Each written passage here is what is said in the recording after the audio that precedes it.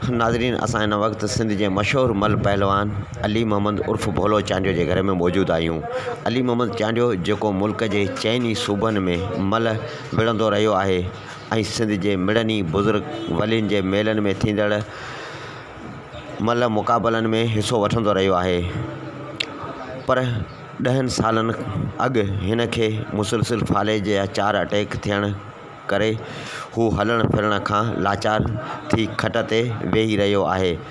सिंध जो ही मशहूरु पहलवान हिन वक़्तु बीमारीअ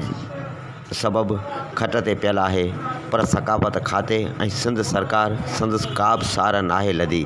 थियण त ईअं घुरिबो हो त सिंध जे हिन मल पहलवान जो सरकारी ख़र्च ते इलाज करायो वञे हा, पर सिंध सरकार ऐं सक़ाफ़त खाते रवायत मुताबिक़ संदसि का बि सार न लधी आहे ऐं हू हिन वक़्तु बेयारो मददगार पंहिंजे घर में पियल आहे।